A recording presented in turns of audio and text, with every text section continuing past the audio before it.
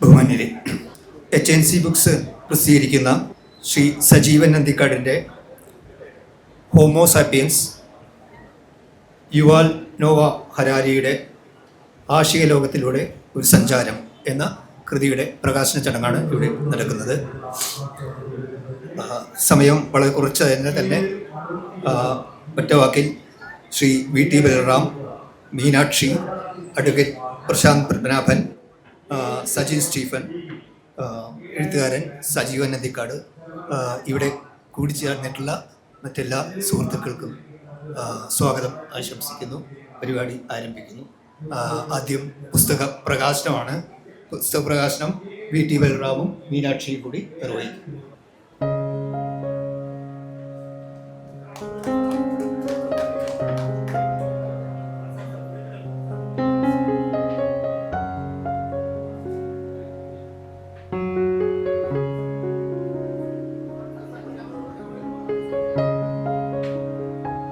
Shri VT Balaram നമ്മളോട് സംസാരിക്കും. ബഹുമാനരായ സുഹൃത്തുക്കളെ, സഹപ്രവർത്തകരെ, പ്രിയപ്പെട്ട ശ്രീ സജീവൻ നന്ദിക്കാട് എഴുതിയ ഹോമോസാപ്പിയൻസ് യുവാൽ നോവ ഹരാരിയുടെ ആശയ ലോകത്തിലൂടെ ഒരു സഞ്ചാരം എന്ന പുസ്തകം ഇവിടെ പ്രകാശിതമായിരിക്കുകയാണ്. ഇതിലേക്ക് ക്ഷണിച്ച HNC പബ്ലിക്കേഷൻസിനും പ്രിയപ്പെട്ട സജീവനും ഞാൻ ആദ്യം തന്നെ നന്ദി രേഖപ്പെടുത്തുകയാണ്. സജീവനെ എത്രയോ കാലങ്ങളായിട്ട് അറിയാം, സുഹൃത്താണ്, ഒരുമിച്ച് യാത്രകളടക്കം ചെയ്തിട്ടുണ്ട്. അതുകൊണ്ട് തന്നെ അദ്ദേഹത്തിൻ്റെ വിചാര ലോകത്തെക്കുറിച്ച് എനിക്ക് പ്രാഥമികമായിട്ടുള്ളൊരു ധാരണയുണ്ട്. അദ്ദേഹം ഇന്ന് വ്യത്യസ്തമായിട്ടുള്ളൊരു പുസ്തകമാണ് ഇവിടെ പുറത്തിറക്കിയിരിക്കുന്നത് എന്നാണ് എനിക്ക് പറയാനുള്ളത്. കാരണം യുവാൽ നോവ ഹരാരിയെക്കുറിച്ചും അദ്ദേഹത്തിൻ്റെ പുസ്തകങ്ങളെക്കുറിച്ചും ഒക്കെ നമ്മൾ എത്രയോ കാലങ്ങളായി അറിയുകയും അതിനെക്കുറിച്ച് ചർച്ച ചെയ്യുകയും ചെയ്തിട്ടുള്ളതാണ്. എനിക്ക് തോന്നുന്നു സാപ്പിയൻസ് എന്ന് പറയുന്ന പുസ്തകം ഹരാരി ആദ്യമായിട്ട് എഴുതുന്നത് ഒരു 10-15 വർഷങ്ങൾക്ക് മുമ്പാണ്. 2011 മറ്റോ ഹീബ്രു ഭാഷയിൽ എഴുതി. പിന്നീട് അതിന് ശേഷം ഇംഗ്ലീഷ് പരിഭാഷ വന്നപ്പോഴാണ് നമ്മളൊക്കെ ആ പുസ്തകം ആ കാലത്ത് തന്നെ വായിച്ചത്. അതിനുശേഷം അദ്ദേഹത്തിൻ്റെ ഹോമോ ഡ്യൂസ് എന്ന് പറയുന്ന പുസ്തകം നമ്മൾ വായിച്ചു. അതിനുശേഷം 21 ലെസൺസ് ഫോർ 21st സെഞ്ച്വറി എന്ന് പറയുന്ന പുസ്തകം, അതിനുശേഷം ഏറ്റവും ഒടുവിൽ പുറത്തിറങ്ങിയ നെക്സസ് അടക്കമുള്ള അദ്ദേഹത്തിൻ്റെ പുസ്തകങ്ങളും അദ്ദേഹത്തിൻ്റെ യൂട്യൂബ് പ്രഭാഷണങ്ങളും ഒക്കെ പോഡ്കാസ്റ്റുകളൊക്കെ നമ്മൾ നിരന്തരമായിട്ട് ഫോളോ ചെയ്യുന്ന ആളുകളാണ് കൂടുതൽ ആളുകൾ. അപ്പോൾ എന്താണ് അങ്ങനെ ഹരാരി പറഞ്ഞ ഒരു പുസ്തകത്തെക്കുറിച്ച്, അല്ലെങ്കിൽ ഹരാരി പറഞ്ഞ ആശയങ്ങളെക്കുറിച്ച് ഒരു പുതിയ പുസ്തകത്തിൻ്റെ പ്രസക്തി എന്നുള്ളതാണ് എൻ്റെയും മനസ്സിൽ ആദ്യമായി തോന്നിയൊരു കാര്യം. ഇതിൻ്റെ കോപ്പി സജീവൻ നേരത്തെ അയച്ചു തന്നപ്പോൾ ഞാൻ ഈ ഒരു മുൻവിധിയോട് കൂടിയിട്ടാണ്, ഹരാരി പറഞ്ഞിട്ടുണ്ടല്ലോ ഓൾറെഡി, വളരെ പ്ലെയിൻ ആയിട്ടുള്ള ഭാഷയിലാണല്ലോ, അതിൻ്റെ മലയാള പരിഭാഷ ഇറങ്ങിയിട്ടുണ്ടല്ലോ, പിന്നെ ഇപ്പം എന്താണ് അതിനെക്കുറിച്ച് വേറൊരു പുസ്തകത്തിൻ്റെ ആവശ്യം എന്നുള്ളതാണ് എനിക്ക് ആദ്യം മനസ്സിൽ തോന്നിയ കാര്യം. പക്ഷേ പിന്നീട് ഈ പുസ്തകത്തിലൂടെ കടന്നു പോയപ്പോൾ ഹരാരിയുടെ ആ ആശയ ലോകത്തെ കുറച്ചുകൂടി നമ്മുടെ ചുറ്റുപാടുകളുമായിട്ട് കൂട്ടിയിണക്കിക്കൊണ്ട് കുറേ കൂടി സിമ്പിളായിട്ടും കുറേ കൂടി എന്താ പറയുക ആനുകാലികമായിട്ടും അദ്ദേഹത്തിന് വികസിപ്പിക്കാൻ സാധിച്ചു എന്നുള്ളതാണ് ഈ പുസ്തകത്തിൻ്റെ ഏറ്റവും വലിയ പ്രസക്തിയായിട്ട് ഞാൻ കാണുന്നത്. എനിക്ക് തോന്നുന്നു ഈ സാപ്പിയൻസ് പുറത്തിറങ്ങിയ അതിനുശേഷം സജീവൻ്റെ തന്നെ യൂട്യൂബിൽ ഒരു സീരീസ് തന്നെ ഉണ്ടായിരുന്നു. എത്രയോ 40-50 മറ്റോ എപ്പിസോഡ്, 100 എപ്പിസോഡ്, സോറി, ആദ്യത്തെ കുറച്ചേ ഞാൻ കണ്ടിട്ടുള്ളൂ, പിന്നീട് ഞാൻ മുഴുവൻ കാണാൻ സമയം കിട്ടിയിട്ടില്ല. പക്ഷേ ഒരു പുസ്തകത്തെ ആസ്പദമാക്കി 100ഓളം യൂട്യൂബ് പ്രഭാഷണങ്ങൾ, അത് ഓരോന്നും 15-20 അരമണിക്കൂറും ഒക്കെ നീണ്ടു നിൽക്കുന്ന പ്രഭാഷണങ്ങൾ നടത്തി ഇത്രത്തോളം ഒരു പുസ്തകത്തിലെ ആശയത്തെ വിപുലീകരിക്കാനും വിശദീകരിക്കാനും സമകാലികവൽക്കരിക്കാനും അദ്ദേഹത്തിന് നേരത്തെ തന്നെ കഴിഞ്ഞു എന്നുള്ളതാണ് അതിൻ്റെ ഒരു ആകത്തുകയായി ഇങ്ങനൊരു പുസ്തകത്തിൻ്റെയും പുറകിലെ ഏറ്റവും പ്രധാനപ്പെട്ട ഒരു ചേതോവികാരം എന്നാണ് എനിക്ക് തോന്നുന്നത്. ഏതായാലും ഈ പുസ്തകം വളരെ വായനായോഗ്യമാണ് എന്ന് മാത്രമാണ് എനിക്ക് നിങ്ങളോട് അതിനെക്കുറിച്ച് പറയാനുള്ളൂ. അതോടൊപ്പം ഞാൻ നേരത്തെ പറഞ്ഞതുപോലെ സജീവൻ ഒരു യുക്തിചിന്തകനാണ്, സ്വതന്ത്ര ചിന്തകനാണ്. അതുകൊണ്ട് തന്നെ ഹരാരിയുടെ ആശയങ്ങളെ കൃത്യമായിട്ട് വിശദീകരിക്കാൻ ഏറ്റവും കഴിയുന്ന ഒരാളാണ്. അപ്പോൾ ആ നിലയിലുള്ളൊരു ജാഗ്രതയൊക്കെ ഇതിൽ പലപ്പോഴും കാണാനുണ്ട്. ഏതൊരു കാര്യത്തിലും ഇപ്പം ഈ പറയുന്ന എവല്യൂഷണറി തിയറിയൊക്കെ കുറിച്ച് പറയുമ്പോൾ, ഈ ചാൻസ് ഇവൻസിനെ കുറിച്ചൊക്കെ പറയുമ്പോൾ സജീവൻ വളരെ മെനക്കെട്ട് തന്നെ പറയുന്നുണ്ട്, ഇത് ചാൻസ് ഇവൻ്റ് ആണ്, ഇതിന് വേറെ ഒന്നുമില്ല എന്നിങ്ങനെ ഇടയ്ക്കിടയ്ക്ക് നമ്മളെ ഓർമ്മപ്പെടുത്തുന്നുണ്ട്. കാരണം അത്തരത്തിലുള്ള പല കാര്യങ്ങളും പറഞ്ഞു കേൾക്കുമ്പോൾ ഇതിൻ്റെ പുറകിലൊരു സൃഷ്ടാവുണ്ടോ, ഇതിൻ്റെ പുറകിലുള്ള ഒരു കാരണക്കാരനുണ്ടോ എന്നുള്ള സ്വാഭാവികമായിട്ടുള്ള സംശയത്തിലേക്ക് നമ്മൾ വിസ്മയത്തോടു കൂടി പല അവസരങ്ങളിലും ചിന്തിച്ചു പോകുമല്ലോ. പക്ഷെ അത്തരത്തിലുള്ള ഓരോ അവസരത്തിലും സജീവനിലെ ഒരു സ്വതന്ത്ര ചിന്തകൻ, ഒരു യുക്തിവാദി ഇടപെടുകയും അല്ല അത് ചാൻസ് ഇവൻ്റ് ആണ് എന്ന് കൃത്യമായി പറയുകയൊക്കെ ചെയ്യുന്ന തരത്തിൽ ഏറ്റവും നല്ല രീതിയിൽ പുതുമുഖങ്ങൾക്കും വിദ്യാർത്ഥികൾക്കുമൊക്കെ വായനായോഗ്യമായിട്ടുള്ള ഒരു നല്ല പുസ്തകമായിട്ടാണ് അദ്ദേഹം ഇവിടെ ഇത് പുറത്തിറക്കുന്നത്. ഞാൻ ദീർഘിപ്പിച്ച് സംസാരിക്കുന്നില്ല, ഇനിയും പാനലിൽ ഒരുപാട് ആളുകൾ സംസാരിക്കാനുണ്ട് എന്നുള്ളതുകൊണ്ട്. ഏതായാലും എനിക്ക് അദ്ദേഹത്തെക്കുറിച്ചും അദ്ദേഹം അടക്കമുള്ള ഈ സോക്കോൾഡ് യുക്തിവാദി റാഷണലിസ്റ്റ് വിഭാഗത്തിലെ ആളുകളെക്കുറിച്ചും പറയാനുള്ളത് ഇതാണ് യഥാർത്ഥത്തിൽ നിങ്ങളുടെ വഴി എന്നാണ് എനിക്ക് തോന്നുന്നത്.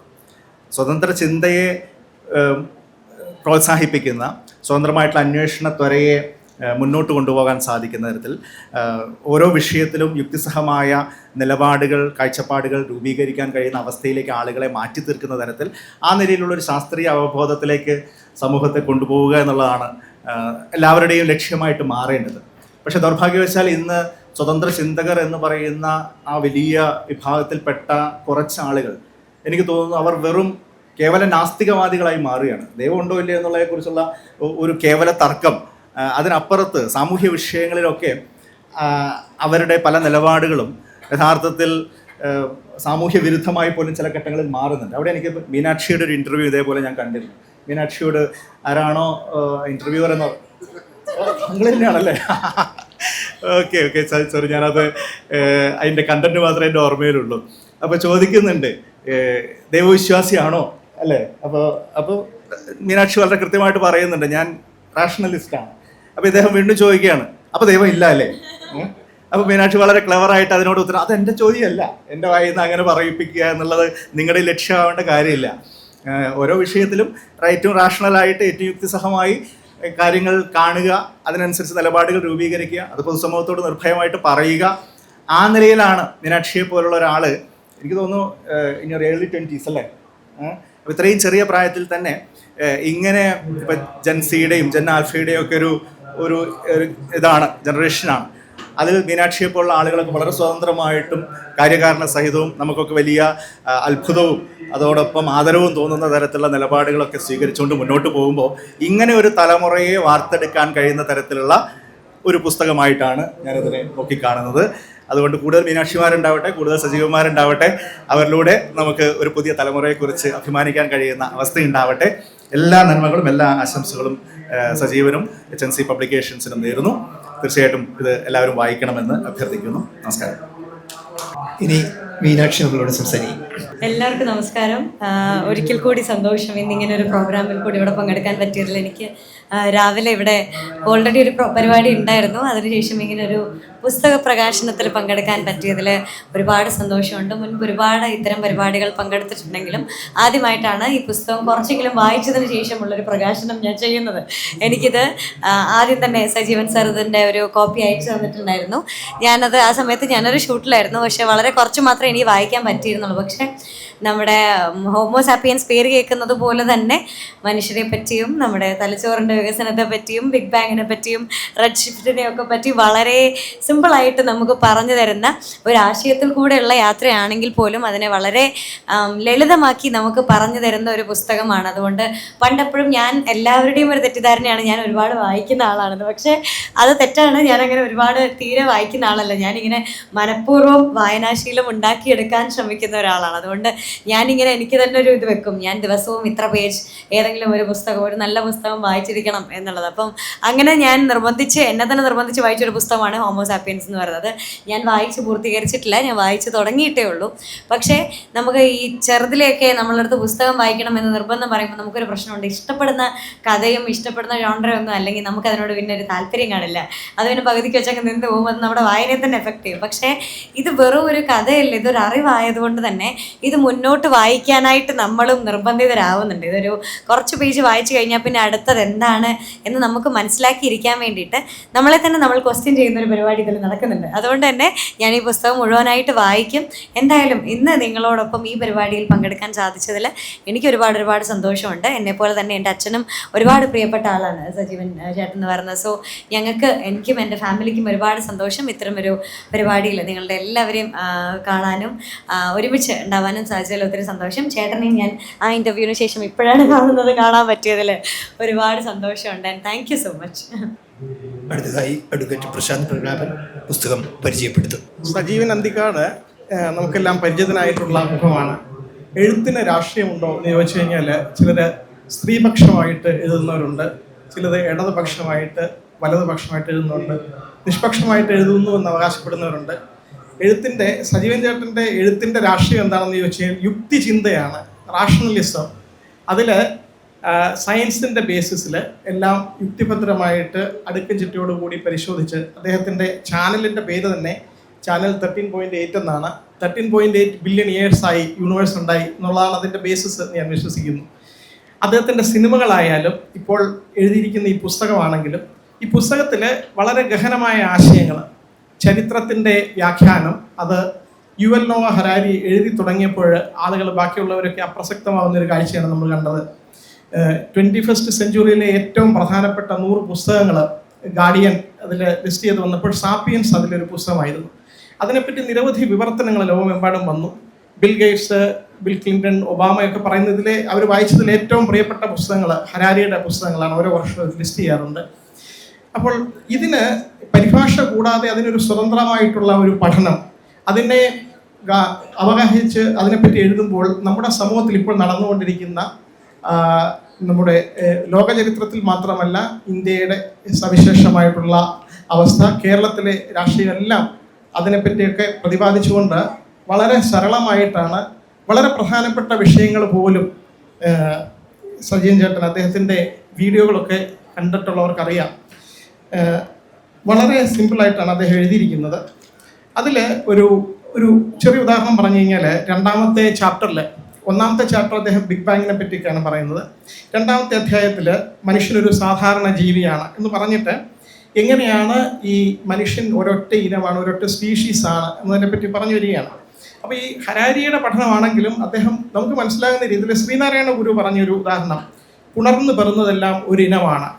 ശ്രീനാരായണ ഗുരു പറഞ്ഞത് ഒരു സാമൂഹികമായിട്ടുള്ള ആത്മീയമായിട്ടുള്ള കാര്യമാണെങ്കിൽ പോലും അതിനെ സയൻസിൻ്റെ ബേസിൽ പിന്നീട് ഹരാരി അതിനെപ്പറ്റി വീക്ഷിക്കുകയാണ്. അപ്പോൾ അതിലൂടെ ഇത് പറയുമ്പോൾ അദ്ദേഹം പൊളിച്ചെടുക്കാൻ ശ്രമിക്കുന്നത് എന്താണ്, ഒരു ചാതുർവർണ്ണ്യം, ഗുണകർമ്മങ്ങളുടെ അടിസ്ഥാനത്തിലുണ്ടായ പല വിഭാഗങ്ങളെന്നുള്ള ആ ഒരു സിദ്ധാന്തത്തെ അടിച്ച് അത് പറയാതെ ഇല്ലാതാക്കുകയാണ്. സയൻസിൻ്റെ വെളിച്ചത്തിലൂടെ ഒരു കാര്യത്തെ നോക്കിക്കാണാൻ ശ്രമിക്കുമ്പോൾ അന്ധവിശ്വാസങ്ങൾ അല്ലെങ്കിൽ മനുഷ്യൻ്റെ പ്രാകൃതമായിട്ടുള്ള വിശ്വാസങ്ങളൊക്കെ താനെ ഇല്ലാതാവുകയാണ്. ആ ഒരു അവസ്ഥയാണ് നമ്മൾ കാണുന്നത്. അതിന് ഒരു ഉദാഹരണം പറഞ്ഞു കഴിഞ്ഞാൽ വളരെ സരളമായിട്ട് അദ്ദേഹം അവതരിപ്പിച്ചിരിക്കുന്നത്, പല ജനൂസ് എന്ന് പറഞ്ഞാൽ എന്താണ്, ഒരു ജാതി അതിൻ്റെ തറവാടും ചേർത്ത് വിളിക്കുന്നത്. അതിന് ഒരു ഉദാഹരണം പറയണം, ലിയോ എന്നാണ് സിംഹത്തിൻ്റെ സ്പീഷീസിൻ്റെ പേര്, അതിൻ്റെ തറവാട്ട് പേര് ജനസ് പാന്തേര. അപ്രകാരം സിംഹത്തിന് ജീവശാസ്ത്രത്തിൽ പറയുന്ന പേര് പന്തേര ലിയോ. ആദ്യം തറവാട് പറയും, പിന്നെ സ്പീഷീസിൻ്റെ പേര്. കേരളത്തിൽ ആനകളും ചില പ്രത്യേക ജാതിയിൽപ്പെട്ടവരും ഇതേപോലെ പേരിടുന്നുണ്ട്. തെച്ചിക്കോട്ടുകാവ് രാമചന്ദ്രൻ, തൃക്കടവൂർ ശിവരാജു, ചിറക്കൽ കാളിദാസൻ, മഞ്ജു വാര്യർ, ഗോവിന്ദപിള്ള എന്നിങ്ങനെയൊക്കെ. ഇത് ഹരാരിയുടെ പുസ്തകത്തിൽ നിങ്ങൾക്ക് കിട്ടില്ല. പക്ഷേ സജീവൻ്റെ പുസ്തകത്തിലെ പ്രത്യേകത എന്താണെന്ന് വെച്ച് കഴിഞ്ഞാൽ ഈ കാര്യങ്ങൾ പറയുന്നത് നമുക്ക് പെട്ടെന്ന് മനസ്സിലാകുന്ന ഭാഷയിൽ പെട്ടെന്ന് മനസ്സിലാകുന്ന രീതിയിലുള്ള ഉദാഹരണങ്ങൾ നിരത്തി അദ്ദേഹം പറയുമ്പോൾ വളരെ സരളമായിട്ട് കാര്യങ്ങൾ മനസ്സിലാകുന്നു. അപ്പോൾ ഇതിന് അദ്ദേഹം പറഞ്ഞത്, ഇത് ദീർഘകാലം സുഹൃത്തായിട്ടുള്ള ശ്രീ ബലറാമിനെ വിളിക്കുന്നു.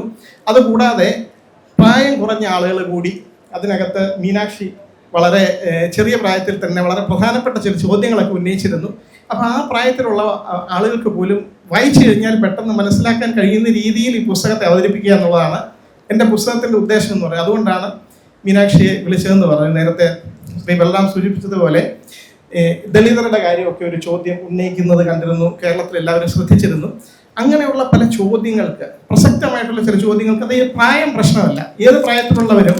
ഇപ്പം ഗ്രീറ്റ തെൻബർഗിൻ്റെ ഒരു ചോദ്യം ലോകം മുഴുവൻ ശ്രദ്ധിക്കുകയാണ്. നിങ്ങൾ ഈ ക്ലൈമറ്റ് ചേഞ്ചിനെ പറ്റിയുള്ള ചോദ്യം, ലോക നേതാക്കൾ പോലും മറന്ന കാര്യങ്ങൾ, അത് അടുത്ത തലമുറയാണ് നമ്മളെ ചിന്തിക്കാൻ പ്രചോദിപ്പിക്കുന്നത്. അങ്ങനെ തലമുറയിൽ നിന്നുള്ള ഒരാളെ കൂടി വിളിച്ചിട്ട് ഈ പുസ്തകത്തെ പറ്റി അത് ഡിസ്കസ് ചെയ്യുകയാണ്.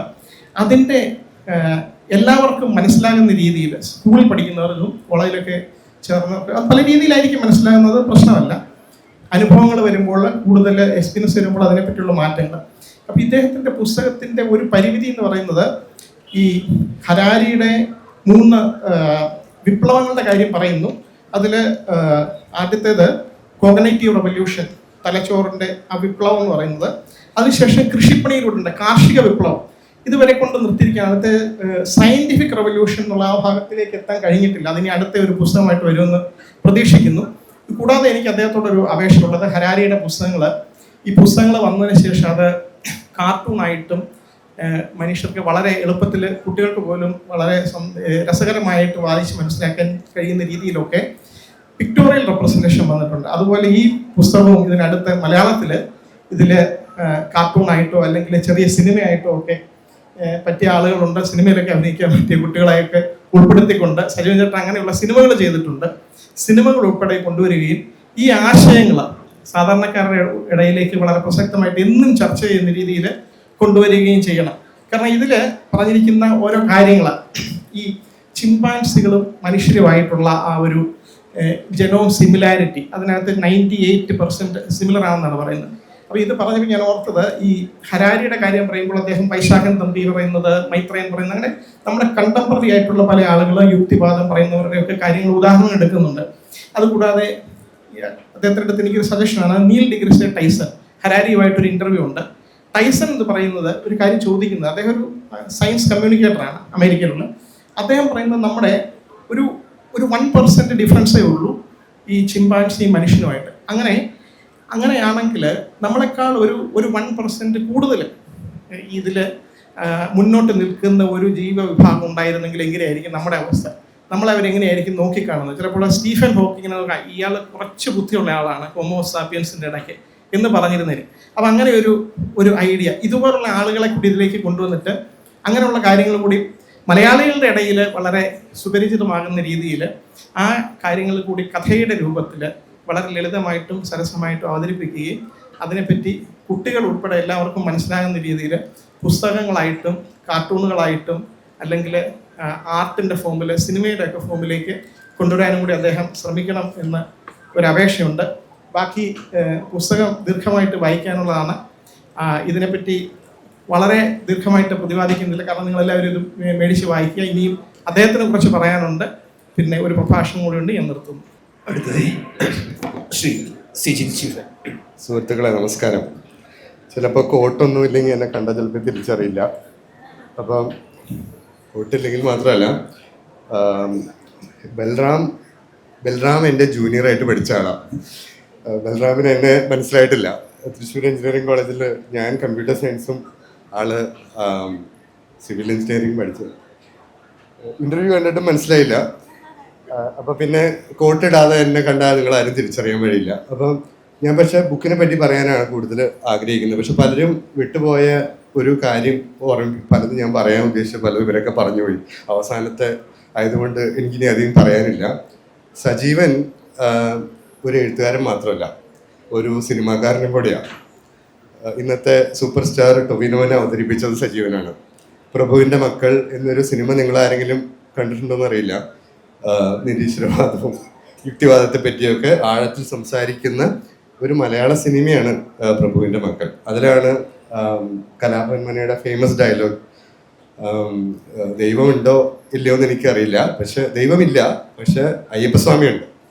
അപ്പോൾ ഈ ദൈവം എന്ന സങ്കല്പം, അതിനെ ദൈവം ചിലപ്പോൾ ഇല്ലായിരിക്കും, പക്ഷെ ദൈവം എന്ന സങ്കല്പം തീർച്ചയായിട്ടും ഉണ്ട്. അപ്പം അതുപോലെയുള്ള സങ്കല്പങ്ങളിൽ പലതിനെ പറ്റിയുമാണ് ഹരാരി പറയുന്നത്. അതുപോലെ തന്നെ രാജ്യം എന്ന് പറയുന്നത് ദൈവം പോലെ ഇല്ലാത്തൊരു സാധനമാണ്, അതും ഒരു സങ്കല്പമാണ്. അതുപോലെ തന്നെയാണ് പണവും. അപ്പോൾ പൊതുവെ ആളുകൾക്ക് മനസ്സിലാവാൻ ബുദ്ധിമുട്ടുള്ള ആശയങ്ങളെ വളരെ ലളിതമായി അവതരിപ്പിച്ചു, ലോകത്തിന് മുന്നിൽ അവതരിപ്പിച്ചു എന്നുള്ളതാണ് ഹരാരിയുടെ പ്രത്യേകത എന്നാണ് ഞാൻ മനസ്സിലാക്കുന്നത്. യുക്തിവാദവും സയൻസും പോലും മാത്രമല്ല, പല ആശയങ്ങളെയും സാമൂഹ്യപരമായും സാമ്പത്തികമായും. അപ്പോൾ പൊതുവെ ഇതൊക്കെ പറയുന്ന സയൻസ് പറയുന്ന ആളുകൾക്ക് സയൻസ് അറിയുള്ളൂ, അവർക്ക് ബിസിനസ്സിനെ പറ്റി പറയാറില്ല, അല്ലെങ്കിൽ ലാംഗ്വേജിനെ പറ്റി പറയാറില്ല. അപ്പം ഏറ്റവും ട്രൂലി ഇന്റർ ഡിസിപ്ലിനറി ആയിട്ടുള്ള ഒരു പുസ്തകമായിരുന്നു ഹരാരിയുടെ സാപ്പിയൻസ് എന്നാണ് എൻ്റെ മനസ്സിലാക്കൽ. പക്ഷെ എന്തുകൊണ്ട് ഈ നേരത്തെ ബലറാം ചോദിച്ച ചോദ്യം എന്തിനാണ് ഇനി വേറൊരു വിവർത്തനം എന്ന് ആ സംശയം എനിക്കുണ്ടായി. അപ്പം ഞാനിത് വായിച്ചപ്പോൾ ഒരു സിനിമാക്കാരൻ്റെ രീതിയിലുള്ള ഒരു എഴുത്താണ് ഇദ്ദേഹം ചെയ്തിരിക്കുന്നത്. അപ്പോൾ വളരെ സിമ്പിളായിട്ട് സിനിമാ ഡയലോഗുകളും സിനിമാ സങ്കല്പങ്ങൾ നമ്മുടെ നാട്ടിലെ ആളുകളെയൊക്കെ ഉപയോഗിച്ച് ഒരു ലോകത്തിന്റെ മുന്നിൽ ഹരാരി അവതരിപ്പിച്ച ഒരു ആശയ ലോകത്തെ കേരളത്തിന്റെ മുന്നിൽ പുനരവതരിപ്പിക്കുന്നതിൽ അദ്ദേഹം വിജയിച്ചു എന്നാണ് എനിക്ക് മനസ്സിലാവുന്നത്. പക്ഷെ ഇദ്ദേഹം ഒരു ശാസ്ത്രീയമായി കാര്യങ്ങളെ മുന്നിൽ കാണുന്നത് കൊണ്ടാണോ എന്ന് അറിഞ്ഞൂടാ. എന്നോട് അദ്ദേഹം പറഞ്ഞത്, ഇനിയിപ്പോൾ നിങ്ങളെല്ലാം വായിച്ചവരെല്ലാം ഉത്തരം പറയുന്ന ആളുകൾ എന്തെങ്കിലുമൊക്കെ കുറ്റമൊക്കെ പറയുമല്ലോ, അപ്പോൾ ഇതൊക്കെ കേട്ട് ഇനി ഇതിലുള്ള കുറവുകൾ അടുത്തതിൽ പരിഹരിക്കും എന്നും അദ്ദേഹം പറഞ്ഞു. അപ്പോൾ ഒരു ട്രൂലി ശാസ്ത്രീയമായ ഒരു രീതിയിൽ ഒരു പുസ്തകം എഴുതി ഒരു സിനിമാക്കാരൻ എന്നൊരു പ്രത്യേകത കൂടി ഉണ്ട് അദ്ദേഹത്തിന്. പിന്നെ സജീവനെ ഞാൻ കുറേ വർഷങ്ങളായിട്ട് അറിയുന്നതാണ്. കാരണം മലയാളത്തിൽ ആദ്യമായി OTT-യിൽ വന്ന സിനിമ ഏതാണെന്ന് ചോദിച്ചാൽ നിങ്ങൾക്കറിയോ? ആദ്യമായിട്ട് OTT-യിൽ വന്ന സിനിമ ഏതാണെന്ന്? അത് സജീവന്റെ സിനിമ തന്നെയാണ്. അപ്പം ഇങ്ങനെയുള്ള കാരണം ആ OTT ഒന്നും ഇന്നില്ല, OTT പോയി. പക്ഷെ സിനിമയും ഇവിടെ നിൽക്കുന്നു, സജീവനും തിരിച്ച് നിൽക്കുന്നു, സജീവന്റെ പുസ്തകവും നിൽക്കുന്നു. ഇനി ഒരു സിനിമാക്കാരൻ എന്ന നിലയിലും ഒരു എഴുത്തുകാരൻ എന്ന നിലയിലും എല്ലാ ആശംസകളും സജീവന് അർപ്പിക്കുന്നു. പിന്നെ എല്ലാവരോടും എൻ്റെ അഭിപ്രായം, ഇത് വായിക്കണം. ഇംഗ്ലീഷ് പുസ്തകം വായിക്കുന്നതിനും മലയാള തർജിമ വായിക്കുന്നതിനേക്കാളും എളുപ്പത്തിൽ ഹരാരിയുടെ ആശയങ്ങൾ വളരെ ലളിതമായി അവതരിപ്പിച്ചു എന്ന ഒരു പ്രത്യേകത ഈ പുസ്തകത്തിനുണ്ട്. എല്ലാവർക്കും നന്ദി. സജീവൻ അന്തിക്കാട്. എല്ലാവർക്കും നമസ്കാരം. നമ്മുടെ ഏറ്റവും പ്രധാനപ്പെട്ട പരിപാടി നടന്നു കഴിഞ്ഞു. എല്ലാവർക്കും പുസ്തകത്തെ പറ്റി ഏകദേശ ധാരണയുമായി. എങ്കിലും എഴുതിയ എന്ന നിലയ്ക്ക് രണ്ടു വാക്ക് പറയാൻ സാധ്യതയില്ലാന്നാണ് ഞാൻ വിചാരിച്ചത്. ഇവിടെ അങ്ങനെ മിലിറ്ററി ചട്ടയിൽ ഈ സാധനം ഇങ്ങനെ നിൽക്കുകയാണേ. അപ്പം ഞാൻ അവിടെ നോക്കിക്കൊണ്ടിരിക്കുന്നുണ്ടായിരുന്നു. അപ്പം എന്തായാലും രണ്ടു വാക്ക് പറയാൻ ഉള്ള സമയമുണ്ട്. എന്തുകൊണ്ടാണ് മനുഷ്യൻ ഈ ലോകത്തെ നിയന്ത്രിക്കുന്നത്? Why do human rule the world? ഈ ചോദ്യത്തിൽ ഒരു കൗതുകം ഉള്ളതായിട്ട് നിങ്ങൾക്ക് തോന്നുന്നില്ലേ? ഞാൻ ശരിക്കും പറഞ്ഞ ഹരാരിയുടെ പുസ്തകം വായിക്കാൻ തുടങ്ങിയതിൻ്റെ കാരണം ഈ ഒരു കൗതുകമാണ്. How do human run the world? അദ്ദേഹം പറയുന്നത് 70,000 വർഷങ്ങൾക്ക് മുമ്പ് മനുഷ്യൻ ഒരു സാധാരണ ജീവി മാത്രമായിരുന്നു. പുഴയിലെ മത്സ്യങ്ങളെ പോലെ, അല്ലെങ്കിൽ ആകാശത്തിലെ പറവകളെ പോലെ, അല്ലെങ്കിൽ കാട്ടിലെ മൃഗങ്ങളെ പോലെ അങ്ങനെ മാത്രം നമുക്ക് കരുതാവുന്ന ഒരു ജീവിയായിരുന്നു മനുഷ്യൻ.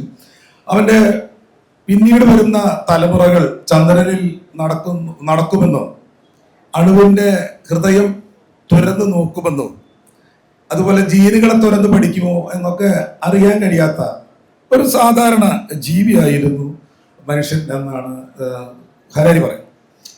അതായത് ഒരു ഗൊറില്ലയ്ക്കോ ചിമ്പാൻസിക്കോ ഒരു കൊതുകിനോ ചെയ്യാൻ കഴിയുന്ന അതേ കാര്യങ്ങൾ മാത്രം കഴിയുന്ന ഒരു സാധാരണ ഒരു അപ്രധാന ജീവി. ഈ ജീവി ഇന്ന് എങ്ങനെ ഈ ലോകത്തെ നയിക്കാൻ കഴിവുള്ള ഒരു ജീവിയായി മാറി എന്നാണ് അദ്ദേഹത്തിൻ്റെ ചോദ്യം. കൗതുകം ഉത്തരം തേടുന്ന ആളുകൾക്ക് എല്ലാവർക്കും ആശ്രയിക്കാവുന്ന ഒരു എഴുത്തുകാരൻ തന്നെയാണ് ഈ ഇസ്രായേൽ ചരിത്രകാരനായ യുവൽ നോഹ ഹരാരി. എന്താണ് അദ്ദേഹം അതിന് പറയുന്ന ഒരു ചെറിയ മറുപടി എന്ന് പറഞ്ഞാൽ, സഹകരിക്കാനുള്ള കഴിവാണ് മനുഷ്യരെ ലോകത്തെ ഭരിക്കാൻ പ്രാപ്തരാക്കി മാറ്റിയത് എന്ന് പറയുന്നത്. സഹകരണം എന്ന് പറഞ്ഞാൽ പരസ്പരം അറിയുന്നവർ മാത്രമല്ല, ഒരു പരിചയവുമില്ലാത്ത ലക്ഷക്കണക്കിന് ആളുകളുമായുള്ള ഒരു സഹകരണമാണ്. നമ്മളൊരു വ്യക്തി എന്ന നിലയിൽ എടുത്തു കഴിഞ്ഞാൽ നമ്മളൊന്നുമല്ല. ഒരു സിംഹവും മനുഷ്യനും ഒരുമിച്ച് ഏറ്റുമുട്ടിയാൽ KB വേണുവിനോട് പറഞ്ഞതുപോലെ പൊറോട്ട കീറുന്ന പോലെ കീറും.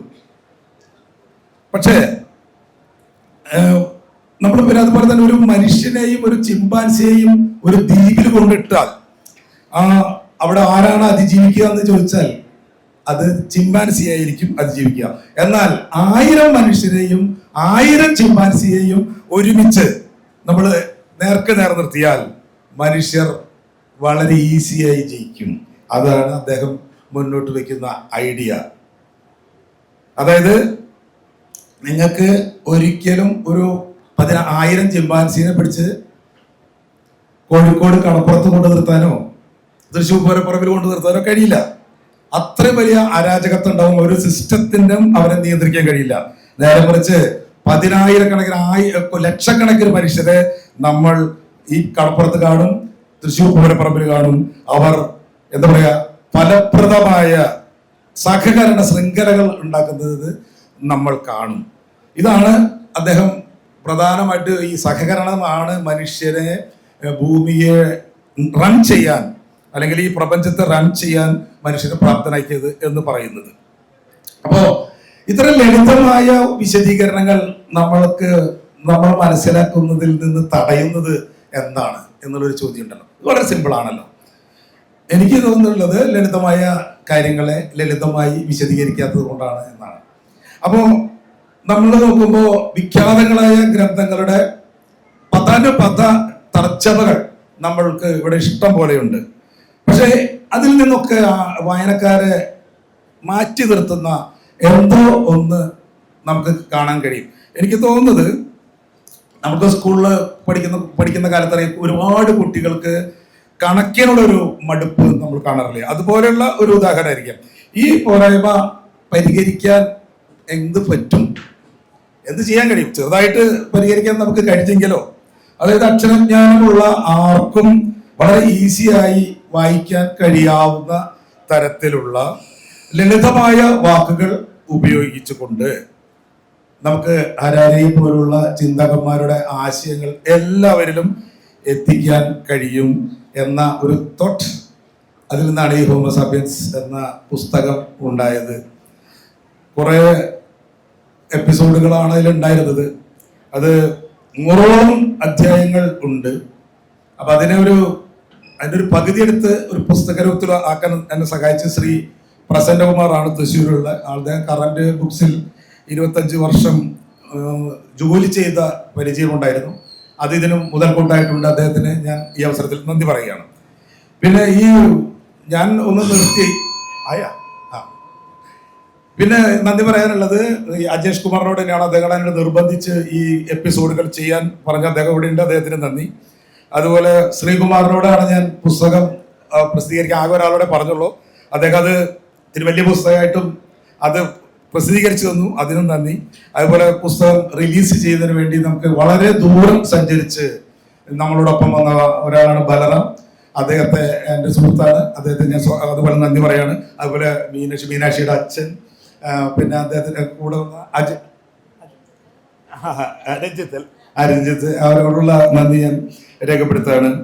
അതുപോലെ എൻ്റെ സുഹൃത്ത് സിജിൻ സ്റ്റീഫൻ, ചോദ്യം ശരിയല്ല, കോട്ടാണ് ആളുടെ പ്രധാന സംഭവം, കോട്ടില്ല, അതുകൊണ്ട് നിങ്ങൾക്ക് മനസ്സിലാവാത്തതാണ്. അദ്ദേഹത്തിനോടുള്ള എൻ്റെ നന്ദി ഞാൻ രേഖപ്പെടുത്താണ്. അതുപോലെ അഡ്വക്കേറ്റ് പ്രശാന്ത് പത്മനാഭൻ, സുപ്രീം കോടതി വക്കീലാണ്.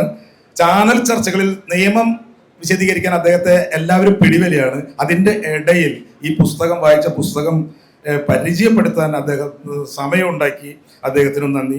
എല്ലാവരുടെയും സാന്നിധ്യം എനിക്ക് പ്രഷ്യസാണ്. എല്ലാവർക്കും നന്ദി പറഞ്ഞുകൊണ്ട് ഞാൻ ഉപസംഹരിക്കുന്നു. നന്ദി.